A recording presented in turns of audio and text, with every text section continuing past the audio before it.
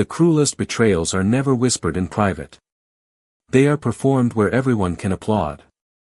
The Grand Meridian Ballroom in downtown Chicago shimmered beneath thousands of crystal lights as the annual Caldwell Global Christmas Gala reached its most anticipated moment of the evening. A towering Christmas tree stretched nearly 30 feet toward the ornate ceiling, wrapped in golden ribbons and white lights that reflected across the polished marble floor. Soft orchestral music drifted through the room while executives, investors, board members, and employees gathered around elegantly decorated tables, raising crystal glasses to celebrate another remarkable year. Laughter echoed through the ballroom, cameras flashed, and conversations blended into the warm atmosphere of holiday success. Danielle Brooks stood near the center of the room wearing an elegant emerald evening gown beneath a tailored winter wrap, greeting colleagues with the same quiet kindness that had earned her respect throughout the company. She smiled as junior employees thanked her for mentoring them during difficult projects, never mentioning the countless late nights she had devoted to helping others succeed. To most people in the ballroom, she was simply the company's respected vice president of communications, admired for her professionalism and calm leadership. No one knew how carefully she had protected the truth about her family for more than a decade. Across the ballroom, Ethan Caldwell accepted congratulations with effortless confidence. As the son of the company's founder and its chief executive officer, he carried himself with the certainty of someone who believed every room naturally belonged to him. His tailored black tuxedo fit perfectly, his polished smile never faltered, and every executive seemed eager to stand a little closer whenever he entered a conversation. Tonight, however, there was an unusual sharpness behind his confident expression, a quiet impatience that Danielle noticed long before anyone else did. When the orchestra finished its final Christmas selection, Ethan stepped onto the small stage prepared for the evening's closing remarks. Guests gradually returned to their seats, expecting another polished speech celebrating profits, growth, and the future of Caldwell Global. Instead, Ethan looked directly toward Danielle. "Danielle," he said with a pleasant smile that somehow felt colder than the snow falling outside the ballroom windows, "would you join me for just a moment?" A ripple of curiosity moved through the audience as she calmly approached the stage.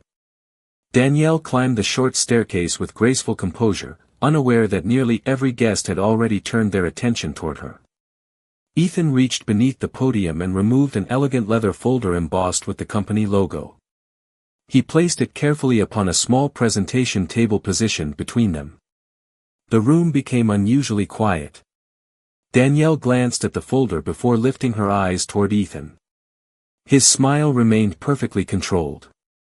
"Before we celebrate another successful year," he announced clearly enough for every corner of the ballroom to hear, "I believe it is only fair that we also bring closure to matters that have remained unresolved for far too long." He slowly opened the folder and turned it toward Danielle. Inside rested neatly prepared divorce papers with signature lines already marked. A quiet gasp swept across the ballroom. Forks stopped halfway to plates. Glasses remained suspended in uncertain hands. Even the hotel staff standing along the walls exchanged stunned glances before quickly lowering their eyes. Danielle looked down at the documents without reaching for them. She neither flinched nor argued. Her breathing remained steady. Ethan rested a silver pen beside the papers. "Sign them," he said evenly. "There is no reason to pretend any longer. We both know your future at this company depends on me, and after tonight, I would rather everyone see that we ended this with honesty." The silence that followed felt heavier than any applause the ballroom had heard all evening. Danielle slowly lifted her eyes to meet his. There was no anger in her expression. No panic. No humiliation. Only a calm that seemed strangely untouched by the public cruelty unfolding around her. Then, with a quiet voice that forced the entire room to lean closer, she said, "The night is not over yet." No one moved after Danielle spoke those quiet words.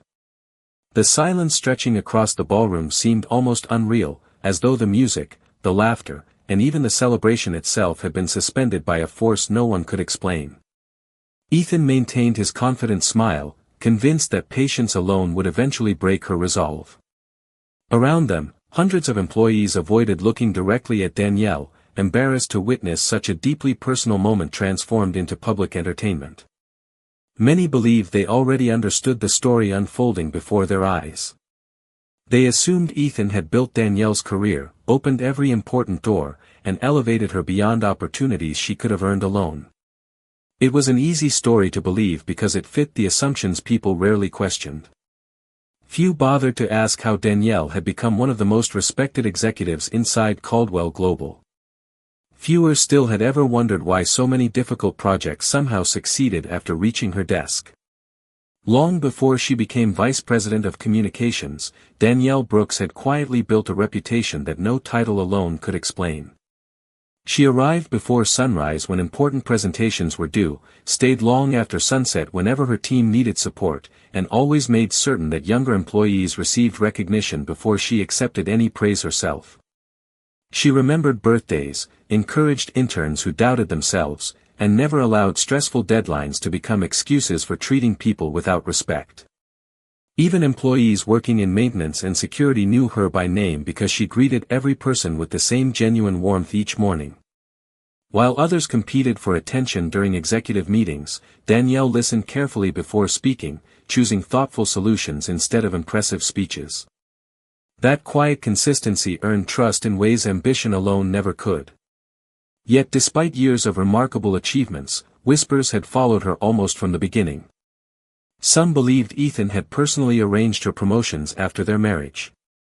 Others quietly suggested that no black woman could have climbed so quickly through the executive ranks without extraordinary influence. Danielle heard those comments more often than anyone realized. She simply chose never to answer them. Defending herself would only have encouraged more speculation, and she refused to spend her life seeking approval from people who had already decided what they wanted to believe. Instead, she let her work become the only argument she would ever make. Even Ethan eventually accepted the same false narrative repeated throughout the company. At first he admired Danielle's intelligence, but over time admiration slowly transformed into ownership. He began believing that every accomplishment carrying her name somehow belonged to him because he occupied the larger office, held the higher title, and carried the Caldwell family name. He never noticed how often board members requested Danielle's guidance before major announcements or how many clients specifically asked for her to lead sensitive negotiations. Confidence gradually became entitlement, and entitlement quietly erased gratitude.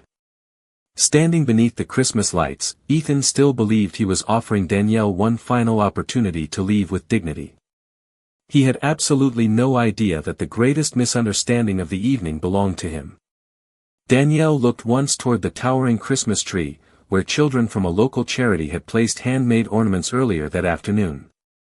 She remembered helping decorate that same tree before guests arrived, laughing with volunteers who never recognized her executive title because she had introduced herself only as Danielle. The memory settled her heart. She understood that character was never measured during moments of comfort. It revealed itself only when pride invited surrender. Across the ballroom, a hotel manager quietly received a discreet message through his earpiece before looking toward the main entrance. His expression changed almost imperceptibly as he straightened his jacket and walked calmly toward the front doors. No one else seemed to notice. Everyone remained focused on the stage, completely unaware that someone had just arrived, carrying a truth capable of changing every life inside the room. The ballroom remained wrapped in an uneasy silence that no one seemed willing to disturb.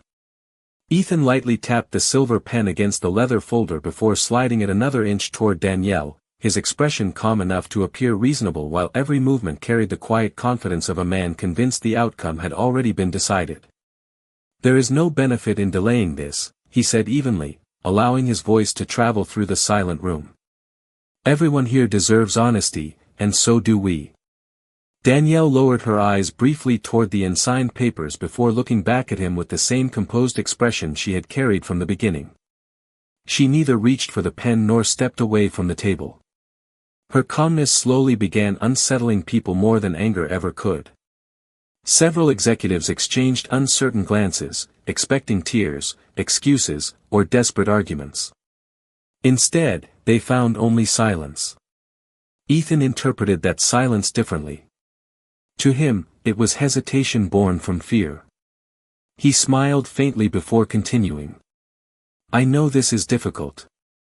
I understand that without this marriage, many things in your life will change. His words sounded sympathetic, but beneath them rested something far colder. Your position. Your influence. Your future inside this company. We both know how closely those things have always been connected. The statement drifted across the ballroom like a quiet accusation. A few guests shifted uncomfortably, while others nodded almost instinctively, accepting the assumption without question. For years, they had watched Danielle rise through the executive ranks after marrying the chief executive officer.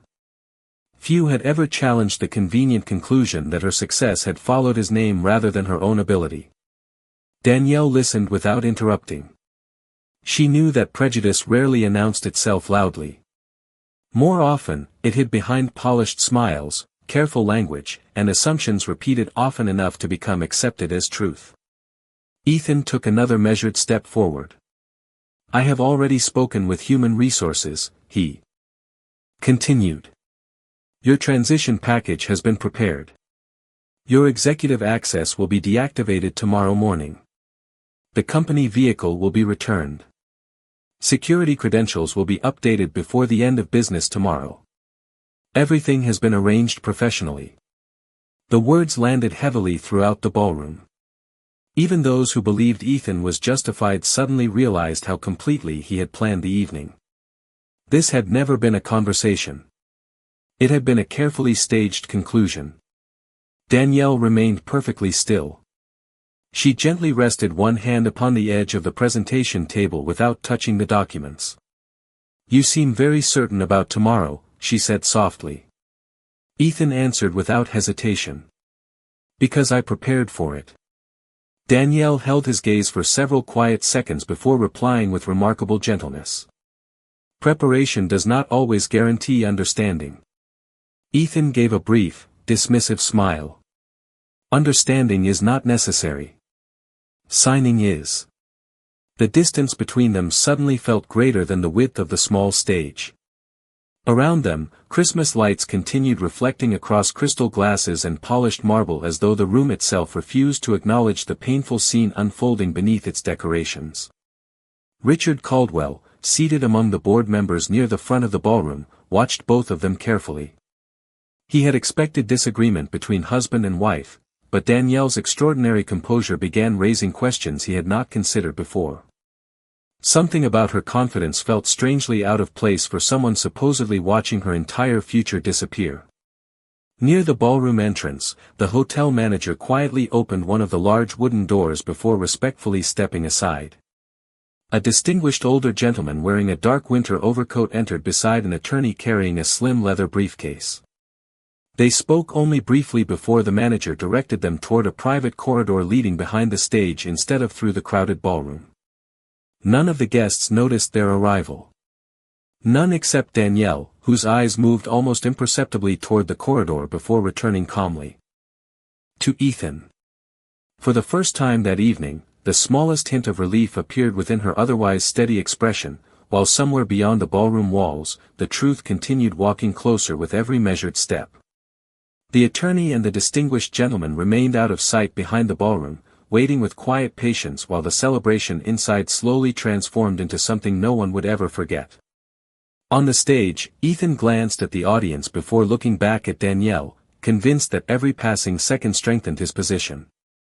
He folded his hands confidently and addressed the room with the practiced voice that had reassured investors for years.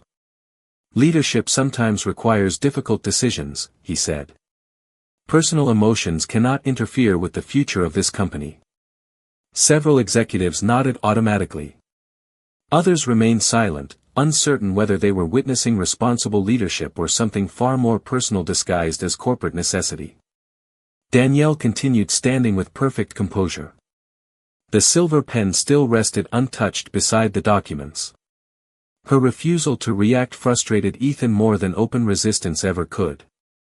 He had expected pleading. He had expected embarrassment. Instead, her quiet dignity forced everyone to pay closer attention. Ethan stepped nearer and lowered his voice just enough to sound almost compassionate. You do not have to make this harder than it already is. Sign the papers, walk away gracefully, and begin a new life somewhere else. It is the smartest decision you can make. Danielle looked directly into his eyes. Smart decisions are usually based on complete information, she answered softly. Ethan gave a faint smile. I have all the information I need. Danielle did not argue. She simply replied, that may be the greatest mistake you make tonight. A subtle murmur spread across the ballroom. Richard Caldwell shifted slightly in his chair. For years he had watched high-pressure negotiations involving billion-dollar contracts, yet Danielle's calm confidence unsettled him in a way he could not explain. People facing the end of their careers rarely spoke with such quiet certainty. Something about her words sounded less like hope and more like fact. Ethan ignored the growing uncertainty around him. He lifted the folder from the table and held it where everyone could see. These documents have been reviewed by legal counsel, he announced.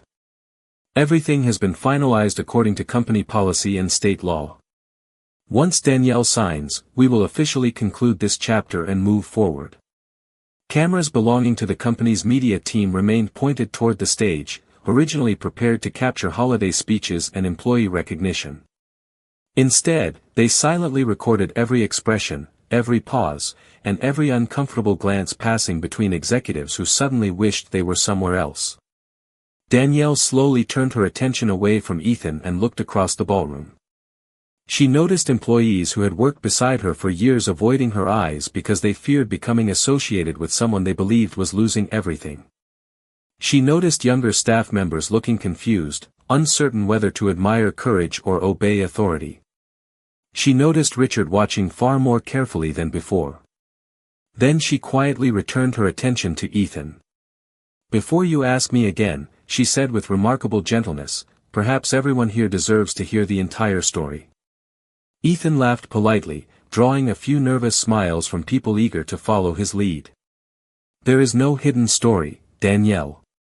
There is only reality. She answered with complete calm.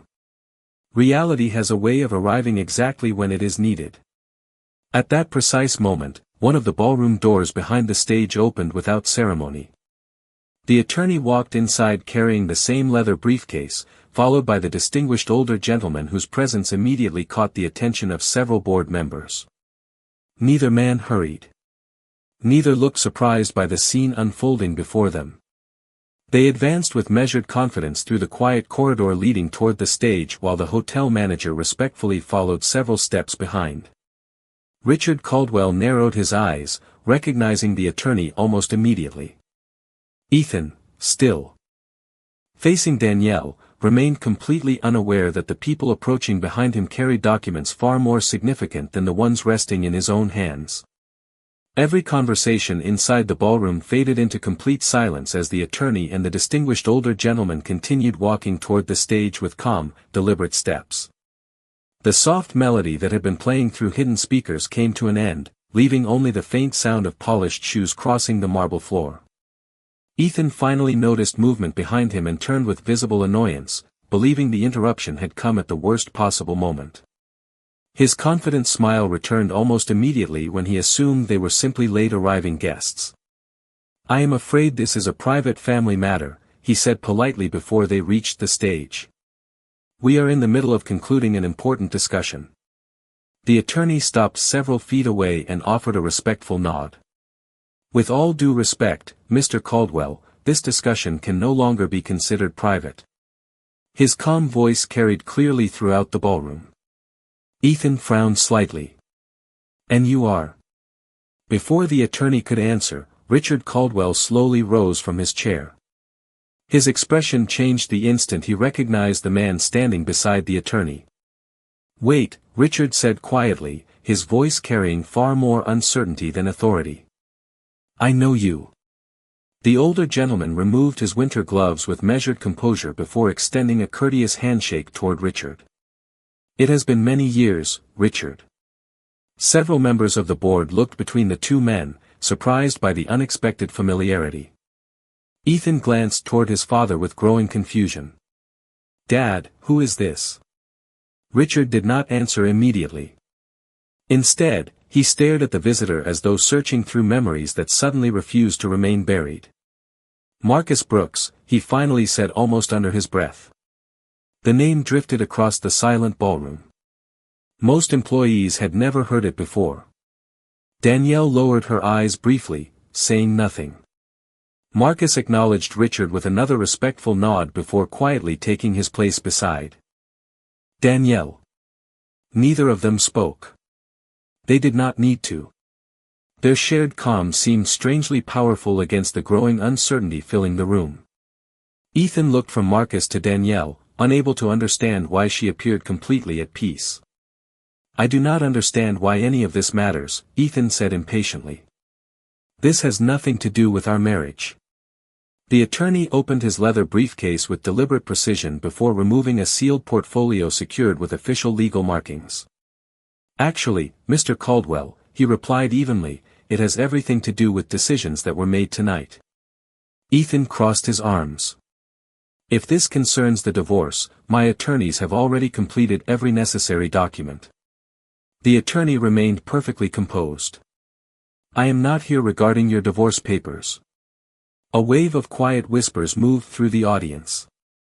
Richard slowly stepped away from the board table, his attention fixed entirely upon the legal portfolio. He recognized the law firm's insignia immediately. It belonged to one of the oldest corporate firms in the country, a firm known for representing only the most significant ownership interests and family trusts. Richard's expression gradually lost its certainty. Ethan noticed the change and looked toward his father with concern. "What is going on?" Richard answered honestly. "I am beginning to wonder the same thing." The attorney carefully placed the sealed portfolio onto the presentation table beside the unsigned divorce papers. The contrast between the two sets of documents immediately caught everyone's attention. One folder represented an ending Ethan believed he controlled. The other carried a quiet authority that no one in the room yet understood. Danielle looked at the unopened portfolio but made no attempt to touch it. Marcus simply folded his hands in front of him, waiting patiently. Outside the enormous ballroom windows, snow continued falling over the Chicago skyline, covering streets and rooftops beneath a peaceful blanket of white, while inside the Grand Meridian Ballroom, the certainty that had carried Ethan through the evening began slipping away, one unanswered question at a time. The ballroom stood perfectly still, as though time itself had decided to wait before revealing the truth. Outside the floor-to-ceiling windows, fresh snow drifted quietly across Michigan Avenue, softening the bright lights of downtown Chicago until the city appeared wrapped in silver and white. Inside, hundreds of guests remained frozen between certainty and confusion. No one reached for another drink. No one whispered anymore. Even the hotel staff paused respectfully along the walls, sensing that whatever happened next would be remembered far longer than the evening's celebration. Danielle looked toward the snow for only a brief moment before returning her attention to the stage. The peaceful scene beyond the glass reminded her of countless winter mornings from her childhood when her father would tell her that the strongest people never rushed to defend themselves.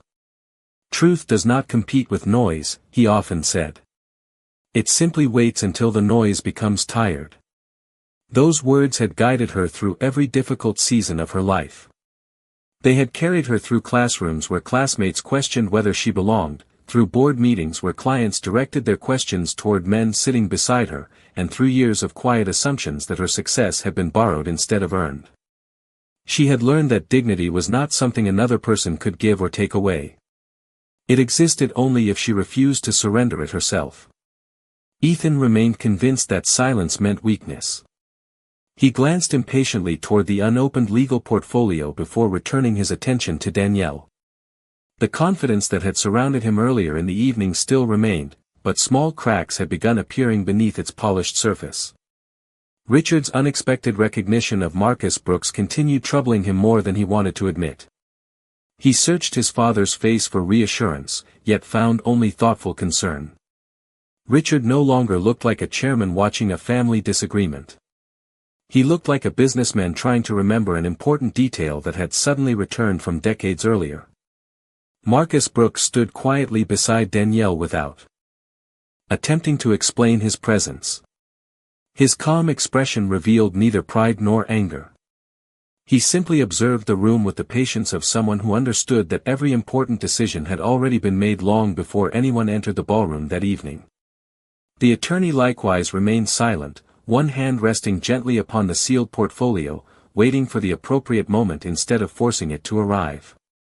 The restraint displayed by both men slowly changed the emotional weight inside the room. What had begun as Ethan's carefully controlled presentation was no longer under his control at all. Several board members exchanged uncertain looks. They knew enough about corporate governance to recognize the law firm's insignia, and that recognition alone raised questions none of them dared ask aloud. Danielle noticed the uncertainty spreading through the audience, yet she felt no satisfaction. She did not want anyone humiliated. She did not want revenge. She wanted only for truth to stand where assumptions had stood moments before. Her eyes met Marcus's briefly. He answered with the smallest reassuring nod, reminding her that patience remained their greatest strength. Richard slowly approached the presentation table and looked at the sealed portfolio without opening it. "Counselor," he asked quietly, "are these documents intended for the board of directors?" The attorney answered with complete respect. "Yes, Mr. Caldwell. They concern ownership authority, fiduciary obligations, and voting control. They are effective immediately."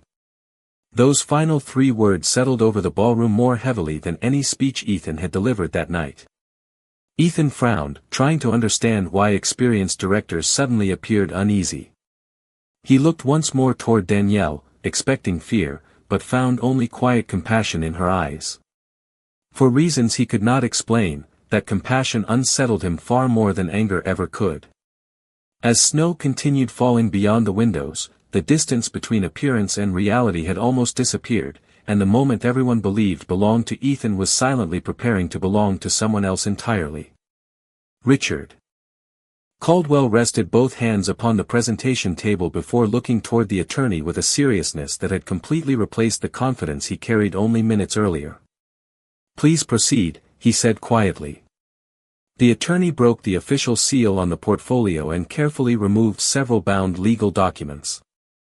Every page bore original signatures, notarized certifications, and the unmistakable markings of one of the nation's most respected corporate law firms.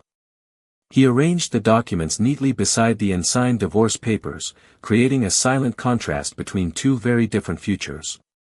"Members of the board," the attorney began, "these records confirm the controlling ownership structure established through the Brooks Family Trust more than 20 years ago." A wave of confusion spread across the ballroom. Ethan frowned. "The Brooks Family Trust?" The attorney nodded. "Yes. The trust acquired controlling voting authority through multiple long-term investments, strategic acquisitions, and irrevocable shareholder agreements executed over several decades. Those agreements remain fully enforceable today." Richard accepted the first document with visibly careful hands. As he reviewed the pages, the color gradually faded from his face. He turned another page. Then another. Every signature, every corporate seal, every legal reference confirmed exactly the same conclusion.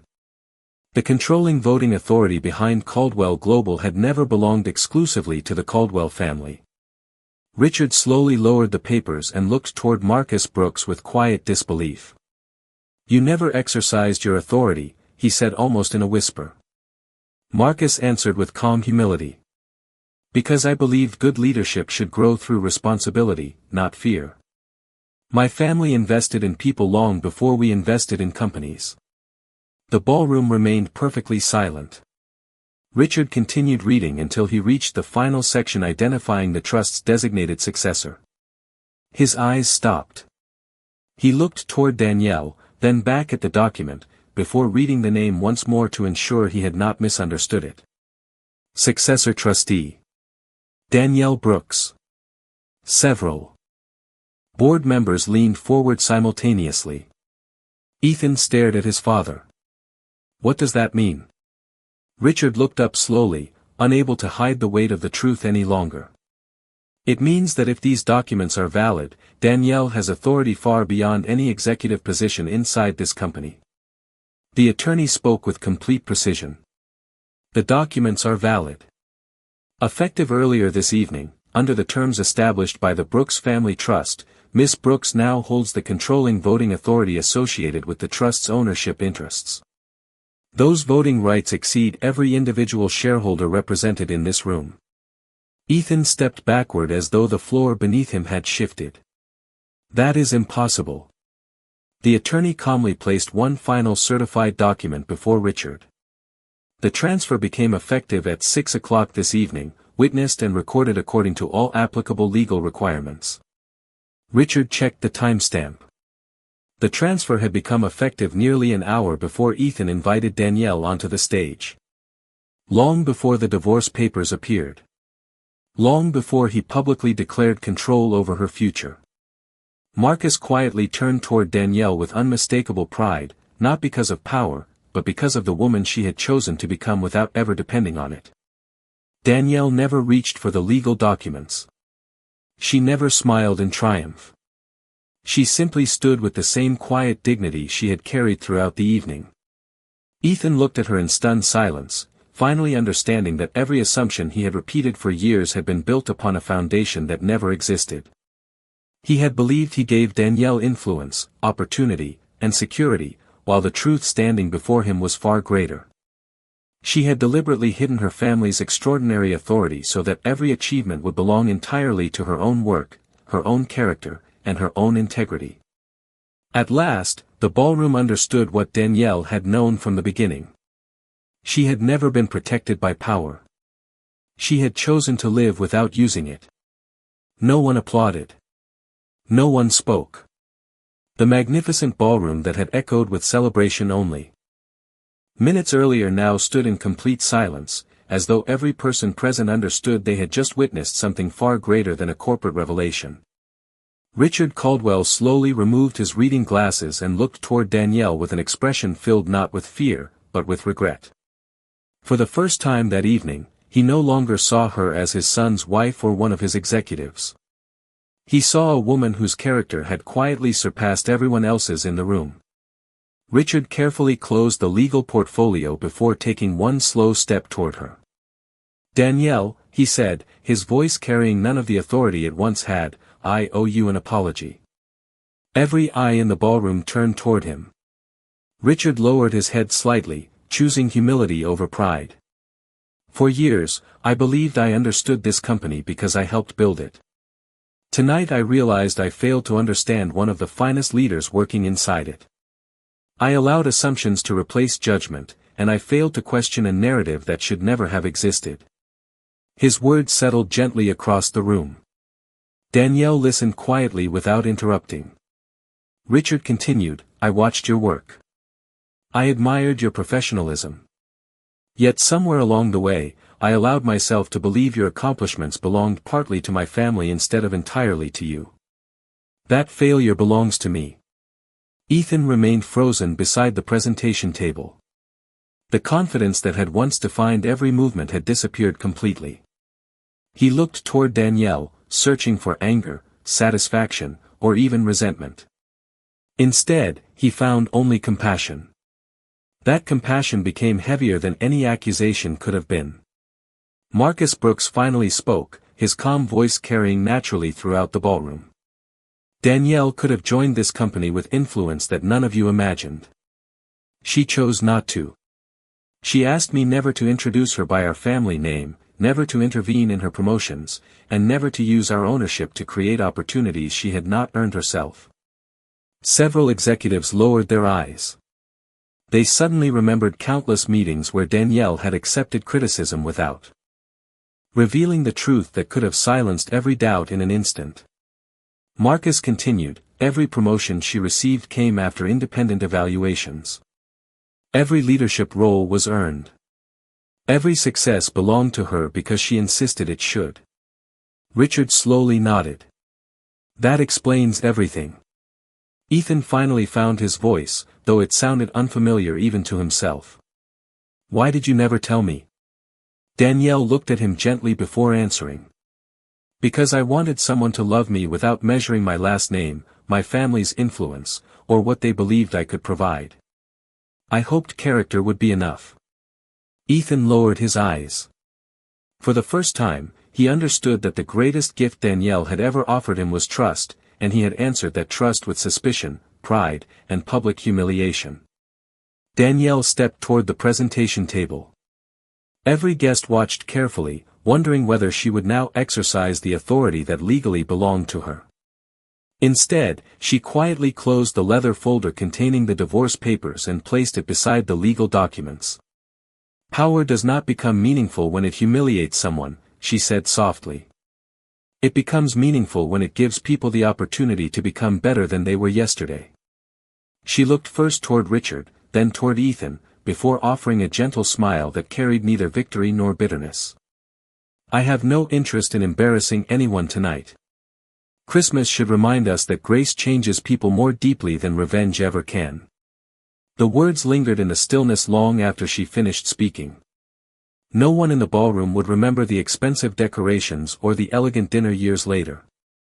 They would remember the quiet strength of the woman who had every legal reason to destroy those who had underestimated her, yet chose instead to leave them with something far more difficult to forget: mercy. Snow continued falling across downtown Chicago as the doors of the Grand Meridian Ballroom slowly opened, allowing a stream of cold winter air to drift quietly inside. No one attempted to stop Danielle as she stepped away from the stage. There was nothing left to prove and no victory she wished to celebrate. Marcus Brooks walked beside his daughter with the same quiet dignity that had defined him throughout the evening. Neither of them hurried. Their footsteps echoed softly across the marble floor while hundreds of people instinctively moved aside, creating a clear path without a single word being spoken. The silence carried more respect than applause ever could. Behind them, Richard Caldwell remained standing near the presentation table, looking at the unsigned divorce papers resting beside the legal portfolio. For a long moment, he simply stared at both folders, recognizing that one represented pride while the other represented truth. He slowly closed his eyes before turning toward the board of directors. Beginning tonight, he said calmly, this company will be judged by character before status. We will review every leadership policy, every promotion process, and every decision that allows assumptions to replace fairness. That change begins with me. Several board members quietly nodded in agreement. No one objected. They understood that leadership had just been redefined before their eyes. Ethan remained motionless, watching Danielle disappear toward the ballroom entrance. He realized that the greatest loss of the evening had never been his marriage or even his authority. It was the trust of the one person who had loved him without asking for anything his family name could provide. He remembered every occasion when Danielle had encouraged younger employees, defended colleagues who received little recognition, and celebrated other people's success without seeking attention for herself. Those memories suddenly became impossible to ignore because they revealed a truth he had refused to see. She had always been the strongest person in every room they entered together, and strength had never required her to raise her voice. Near the entrance, Richard caught up with Danielle before she stepped outside. He did not ask her to stay. He did not ask her to change her decision. Instead, he extended his hand with quiet respect. Danielle accepted it warmly. Thank you, Richard said. Not for what you revealed tonight, but for the grace you showed when you had every reason to choose differently. Danielle smiled gently. Every company can recover from a difficult year. Recovering from a lack of integrity is much harder. I hope Caldwell Global becomes the company its people deserve. Richard nodded slowly. So do I. Marcus placed a reassuring hand upon his daughter's shoulder before the two of them stepped through the grand entrance together. Outside, the city felt peaceful beneath the falling snow. Streetlights reflected across fresh white sidewalks while passing cars moved carefully through the quiet Christmas evening. Danielle paused for a brief moment and looked back at the ballroom windows glowing with warm golden light. She carried no bitterness into the winter night, only a quiet certainty that truth had finally spoken for itself.